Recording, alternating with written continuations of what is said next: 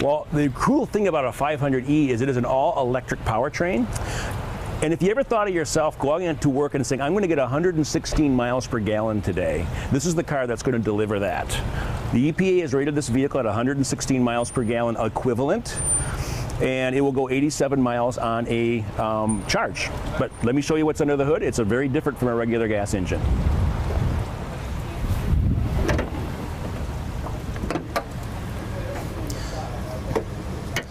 As you can see from under the hood, it's basically just what we call a beauty cover that covers up a high voltage charger.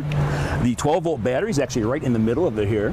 And on the left-hand side is where the brake system and the brain of the computer. We call it an EVCU, which is a fancy for the engine controller. Underneath the entire harness is the motor itself, which is in line with the axles. There is no gearbox in here, and that allows us to have a very direct transfer of torque from the gas pedal right to the floor. Well, to start up the 500e is actually very simple. You take your key, you put it in the slot just like you do any other key, and you turn it. As you can see, the display comes right up. It tells you you're ready to drive. The air conditioning comes up as it should, and then basically all you have to do is go to your shifter, put on the brake, push your drive, and off we go.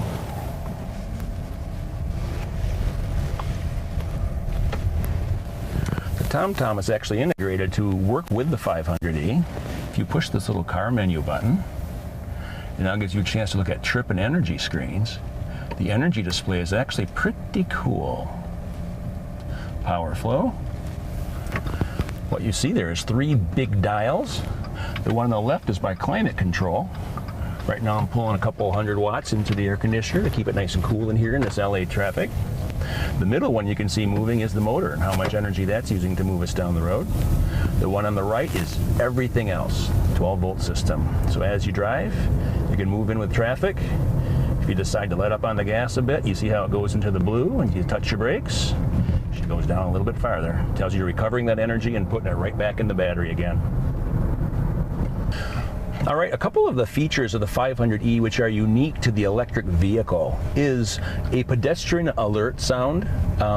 Whenever you're under 20 miles an hour and you're in stop and go traffic like this, there's actually a speaker under the hood which emits a sound which sounds a little bit like a car, not completely, but basically to alert pedestrians so they just don't step in front of you because the car is so quiet as it creeps into the road.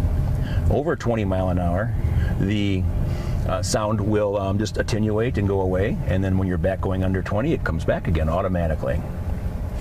Another really cool feature about this, because it is so quiet and there is no idle shake, is perhaps you're distracted as you get into your garage, you leave it in gear and get out of the car. This vehicle, if it senses that, will automatically shift into park for you. It'll give a little beep, it'll tell you what it did, and you look down and think, good, I didn't have the car going away on me as I stepped out of it. A third feature is what I call the anti-feature. We did not put any type of an eco button in this electric car. You're already getting 116 miles per gallon. It's very efficient, and the need to change the driving characteristics from a regular driving experience to an eco-friendly driving experience is really unnecessary. Neat feature of the TomTom that we just heard was 3 beeps as you come into an intersection with a traffic light. So it's letting us know there's a traffic light up here, so we are going to be good and follow the law.